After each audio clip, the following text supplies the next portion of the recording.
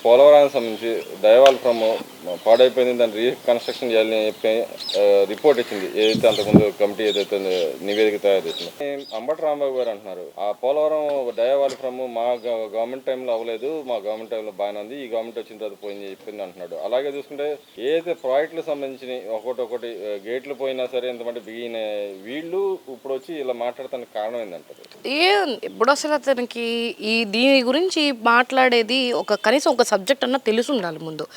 నిజంగా సబ్జెక్ట్ తెలిసినోడే అయితే అతను లాస్ట్ గవర్నమెంట్ లో ఆ ప్రాజెక్ట్ కి సంబంధించి ఎన్ని పనులు చేపించాలి, దాన్నంటూ కనీసం సర్వే చేసుకుంటా పోయినా, లేదంటే దాన్ని కనీసం మరమ్మతులు చేసుకుంటా పోయినా ఈ రోజు నా పరిస్థితికి వచ్చేది కాదుగా. 490 కోట్లు అవుతుంది వాళ్ళ కొత్త డయాఫ్రమ్ వాల్ వేయడానికి. మరి బాబు గారు నయా వాల్ వేపిస్తున్నారని చెప్పి కూడాను బయటకు వచ్చిన వార్తలు ఎంతవాటికి వాస్తవం కాకపోతే మీకు తెలియదా అది కొత్త వాళ్ళు వేస్తున్నారో లేదో? అసలు నువ్వంటూ ఏదన్నా వెళ్ళి అక్కడ కనీసం అడుగు పెట్టి ఇలా ఉంది, ఇట్లా అయిపోతుంది, అయ్యో ప్రజల సొమ్ము ప్రజల కోసం కడుతున్నాం మనము అని కనీసం ఉంటే దోచుకోవడం పక్కన పెట్టి దాని మీద వచ్చిన రూపాయి అంతా ఎడిపోయిందో మరి నాకు అర్థం కాలేదు. మరి సెంట్రల్ గవర్నమెంట్ నుంచి దానికి వచ్చిన డబ్బులన్నీ ఏం చేశారు, మన గవర్నమెంట్ లో ఇచ్చిన డబ్బులు ఏం చేశారు? మరి ఇప్పుడు వచ్చేసి దాని మీద పడి ఏడుస్తున్నాడు పోలవరం. అసలు నువ్వంటూ ఆ మినిస్టర్ ఉన్నప్పుడు నోరేసుకొని ప్రతిపక్షంలో ఉన్న బాబు గారి మీద పడి ఏడిసావు గానీ మరి అదే నోరేసుకొని నువ్వెందుకు ఆ రోజున పోలవరం కోసం ఫైట్ చేయలేదు అంబటి రాంబాబు? ఈ రోజు వచ్చి మాట్లాడుతున్నావు. అసలు మాట్లాడే ఇది మన దగ్గర ఉందా? సిగ్గంటూ ఉందా మనకు అసలు? ఇంకొకటి, ఈ పోలవరం సంగతి పక్కన పెడితే ముస్టేస్తున్నారు 5 రూపాయలు భోజనం అని మాట్లాడతావేంటి? నీ బతుకి పిల్లికి బిచ్చమేయడం వచ్చా అసలు? నువ్వు పిల్లికి బిచ్చమేయని ఎదవి నువ్వు వచ్చి 5 రూపాయలు ముస్టేస్తున్నారని మాట్లాడతావా? ఆ తిండి, ఆ 5 రూపాయలకి వచ్చే భోజనం కడుపు నిండా ఎంత విలువైనదో కడుపు నిండా నీళ్ళంటూ నా కొడుకులకి ఎందుకు తెలిస్తే? బయటికి రా, ఏమీ లేకుండా ఒక వారం రోజులు బతుకు, నువ్వు కూడా వాళ్ళలాగా తెలిసిద్ది, ఆ అన్నం విలువైందో తెలుసుద్ది. అట్లాంటిది నువ్వు ముస్టేస్తున్నారని మాట్లాడతావా? నీకు సంబంధం లేని వాటి గురించి నువ్వు మాట్లాడకుండా ఉండు అంబటి రాంబాబు. నీ మీద కాన్సన్ట్రేషన్ అంటూ చేయటం మొదలు పెట్టారా నీ సుజనా సుకన్యాలు బయటకు వస్తారు, గుర్తుపెట్టుకో. వైఎస్ జగన్మోహన్ రెడ్డి గారి ఇంటి ఖర్చుల చిట్టా ఒక్కటి బయటకు వస్తుంది.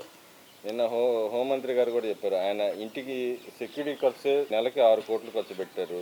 దాంతోపాటుగా ఆయన ప్రైవేట్ సెక్యూరిటీకి ఇంకో 45 లక్షలు ఖర్చు పెట్టారని చెప్పి, ఇంకా ఎంతమంది సెక్యూరిటీ ఉన్నారు మాకైతే లేదు, అక్కడైతే రాశారని చెప్పి అన్నారు. దాన్ని ఎలా తొడుస్తూ అదేవిధంగా ఈయన ఎగ్గ పఫ్ఫుల కోసమే 4.75 కోట్లు ఖర్చు పెడతాం కానీ ఇంకో పక్క ఎలుకలు పడటానికి, అంతకుముందు ఎలుకలు పడటానికి వచ్చింది, అంతకుముందు ఇల్లు తుడవటానికి వచ్చింది, కరెంటు ట్రాన్స్ఫార్మర్ చెక్ చేయడానికి ఉండటానికి ఒక మనిషికి జీవోలు ఇచ్చుకుంటూ వెళ్ళారు. ఆయన ఫెన్సింగ్ కానీ రోడ్లు కానీ ఇవి ఎలా చూస్తారు? ఎగ్ బాఫుల విషయానికి వస్తే అండి, నాకు తెలిసి జగన్మోహన్ రెడ్డి తినున్నాడు ఎగ్ పఫ్లో. సెక్యూరిటీని పెట్టుకున్నారు కదా, సొంత ఖర్చులతో పెట్టుకోవాల్సిన సెక్యూరిటీని గవర్నమెంట్ నుండి జీవోలు పాస్ చేయించి మరి సెక్యూరిటీ కోసం కోట్లాది రూపాయలు ఖర్చు పెట్టి సెక్యూరిటీని పెట్టుకున్నాడు. 1000 మందిని దేని పెట్టుకున్నాడు సెక్యూరిటీ? ఇప్పుడు సీఎం గా చంద్రబాబు నాయుడు గారు ఉన్నారు, నీలాగా 1000 మంది సెక్యూరిటీని ఎందుకు పెట్టుకోలేదు?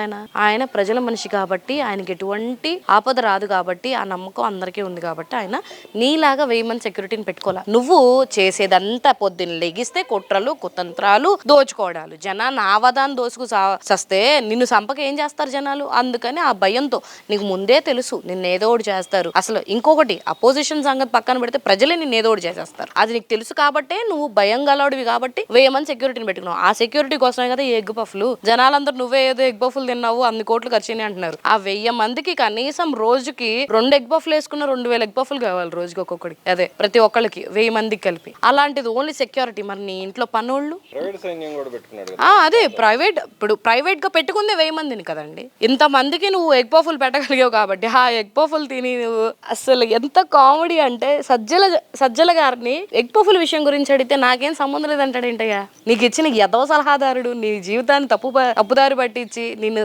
అధాపాతాళంలోకి తొక్కేసినాడు సజ్జల రామకృష్ణారెడ్డి గారు. అతనేది నాకేం సంబంధం లేదంటాడేంటి? తెలుసుకో ఇకనైనా, నీ చుట్టూతో ఉన్నోళ్ళంతా నిన్ను నాశనం చేయడానికి. ఇంకొకటి, సీఎం తెంగరోడు తెక్కలోడు అని అన్నారు కానీ అసలు నువ్వెందుకు సీఎం అయ్యావో చెప్పనా?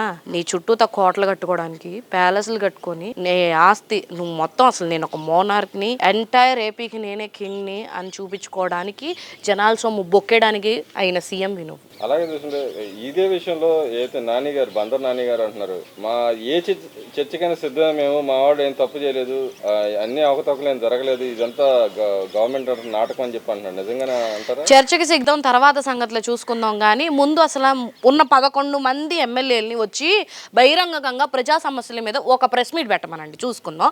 తర్వాత డిబేట్కో చర్చకో రమ్మనండి. ప్రజా సమస్యల మీదో లేకపోతే వాడి తప్పులు ఏమి చేయలేదని నిరూపించుకోవడానికో తర్వాత బయటకు వచ్చి ఆడమని చెప్పండి. ముందు ఇక్కడ ఉండి ఆడమని వెళ్ళిపోమనండి అసలు తాడేపల్లి ప్యాలెస్ లో. నీకేం పని బెంగళూరు ప్యాలెస్ లో? ఏం చేస్తున్నావు నువ్వు అక్కడ? ఇక్కడ ఉండి కూర్చొని చేసే పని ఏం లేదు, పబ్జీ ఆడుకోవడమే. అక్కడికి వెళ్ళి కూడా చేసే పని ఉండదు, మా అయితే పబ్జీ ఆడుకోవడం. నువ్వు ఏం చేస్తున్నావు అని అక్కడ ఉన్నావు, నీకేం ఉందని? అంటే నీకు ఏ థ్రెట్ ఉంది?